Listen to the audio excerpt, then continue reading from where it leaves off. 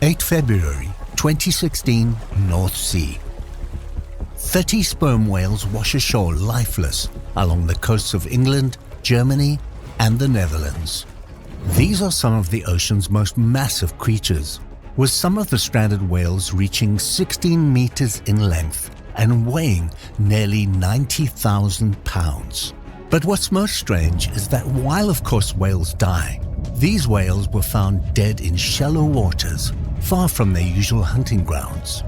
When rescuers arrived, despite it being a bit too late to rescue anything, they noticed something strange on the whales.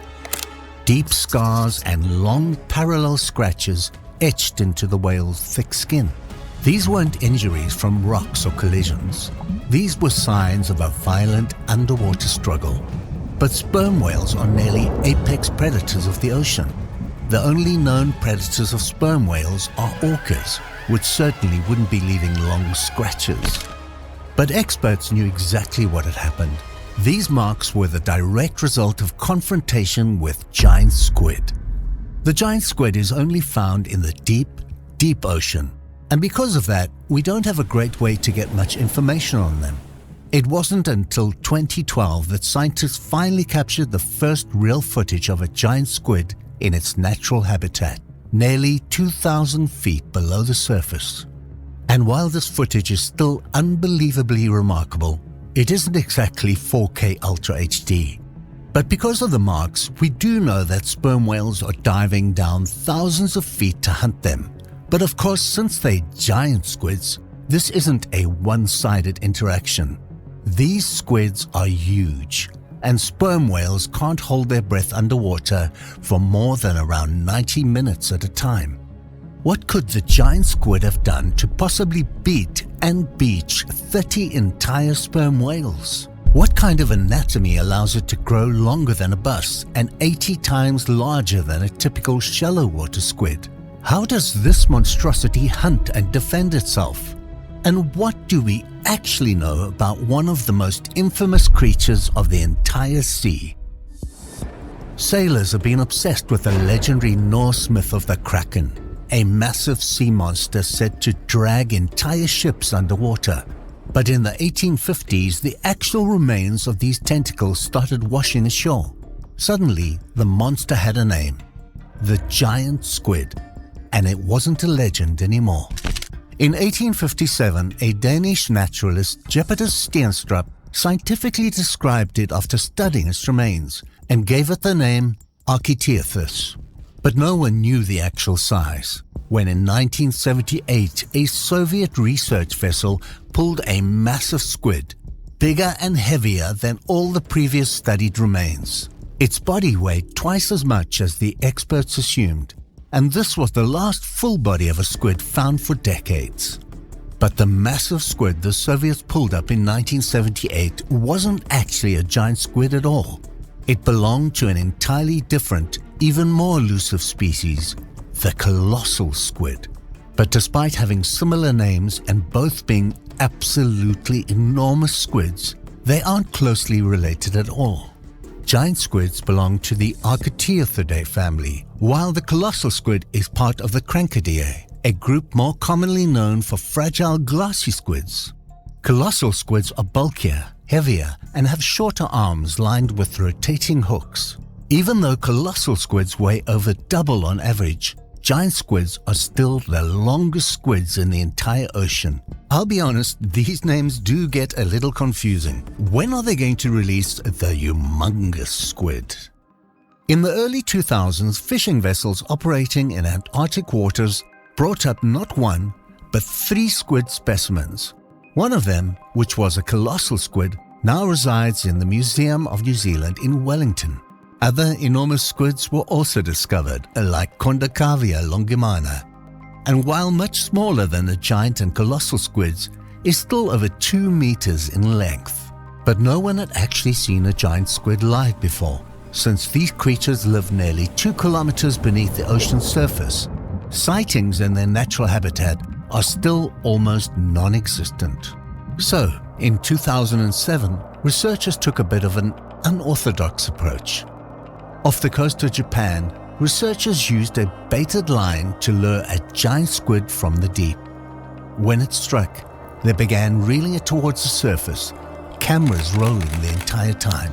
This was the first time a living giant squid had ever been filmed, but the squid, a young female about 11 feet long, died shortly after reaching the surface.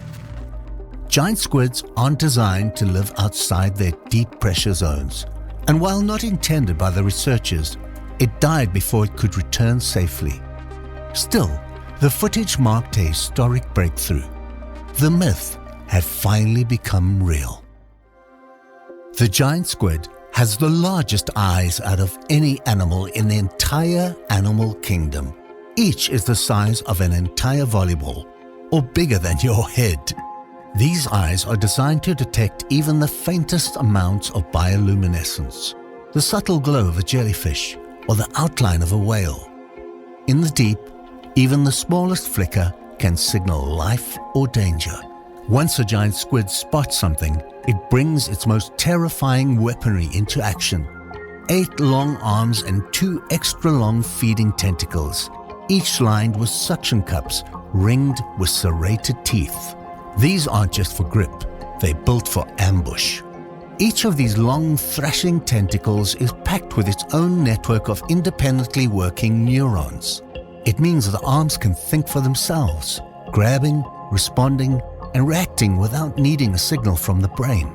And since it's still a squid, it hasn't forgot its oldest trick, inking and vanishing. Even at crushing depths, it can release a cloud of ink to confuse predators and make a getaway. Sometimes the cloud even mimics the squid shape, distracting attackers just long enough for it to vanish. But how giant is giant? Average common squid are at max 20 to 30 centimeters in length. Some of the more common species never break a meter in total length, but Archaeopteryx ducks can reach up to 13 meters when you include its tentacles. That's longer than a school bus, and over 40 times longer than the average squid you might find in shallow waters. They are one of the heaviest known invertebrates on the planet. For an animal without a backbone, this feat is extraordinary. So how do they manage this? Unlike crustaceans that rely on heavy exoskeletons, squids have soft, buoyant bodies with internal support from a thin, flexible structure called a pen.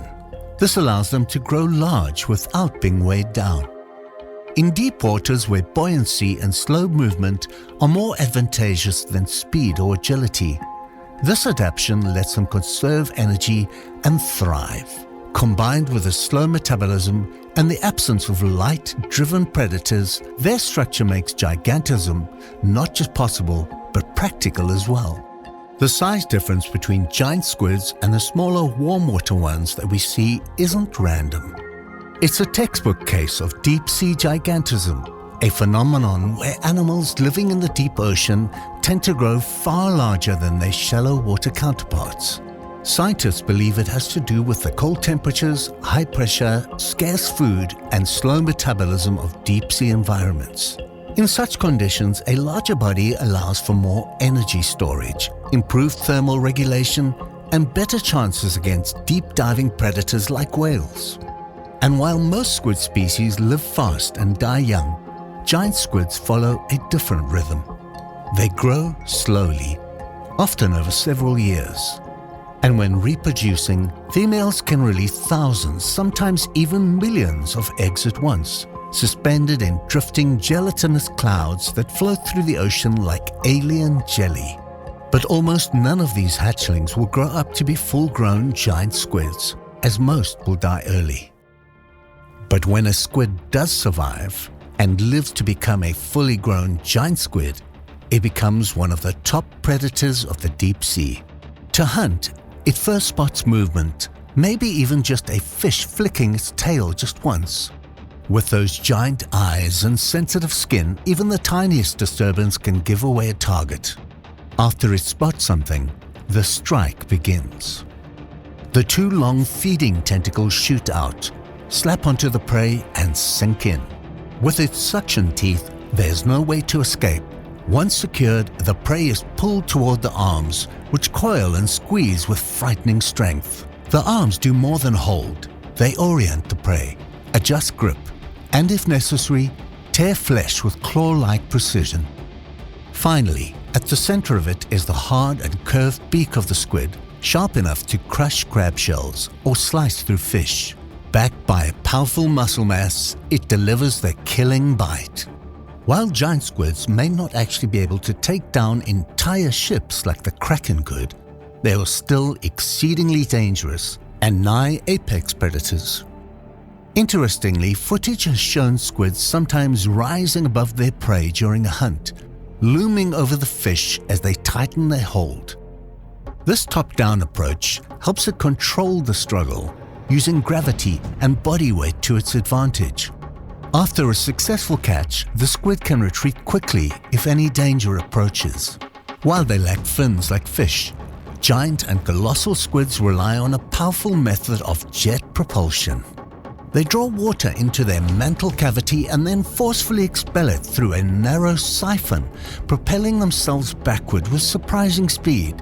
This jetting ability allows for sudden bursts of movement, perfect for ambushes or rapid escapes in a world where every second matters.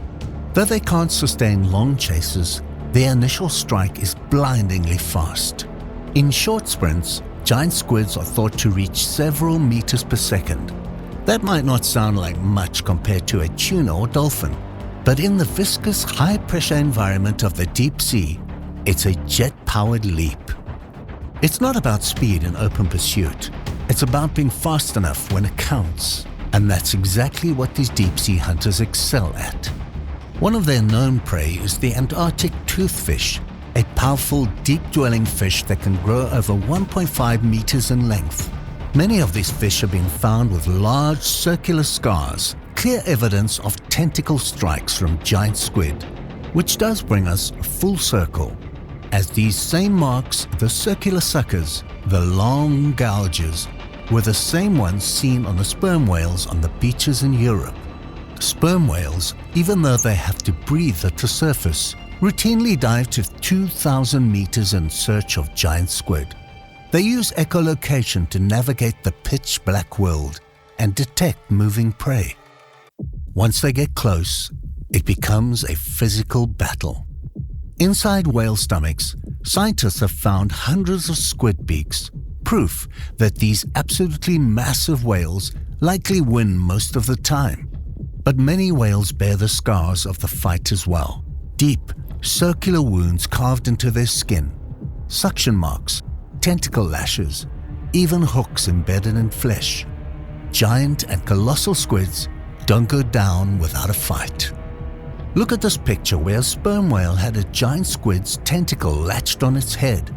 For whales, hunting giant squids is a high-risk, high-rewards kind of situation. Giant squids are massive protein-packed meals. They're worth the effort. Enough food to fuel an enormous body in a place where food is scarce. When giant squids fight back and things go really wrong, like the whale gets hurt or confused, it can end up surfacing too fast or washing ashore. So why did the strandings of the 30 sperm whales in 2016 actually happen? Scientists believe they strayed into the North Sea, where the rising seafloor and poor sonar conditions disorientated them, ultimately leading to their deaths. If their sonar doesn't bounce back properly, it makes them think they're still in open ocean, where they're actually headed towards land. It's unlikely that their battle with the squids had much to do with it, as the whales usually win the fights as the only real natural predator of the giant squid. Unfortunately, because of their habitat, almost everything we know about giant squids comes from dead or stranded specimens, or as shown in the case of the whales, marks on other animals that don't live only in the deep sea. How many giant squids have successfully defended themselves against a sperm whale is unknown. These animals remain elusive. For every specimen we've found, many more vanish into the depths, their stories untold. We've still only explored about 5% of the oceans, which makes you wonder, if we just recently acquired the first footage of these beasts that were once myths, what else could be down there?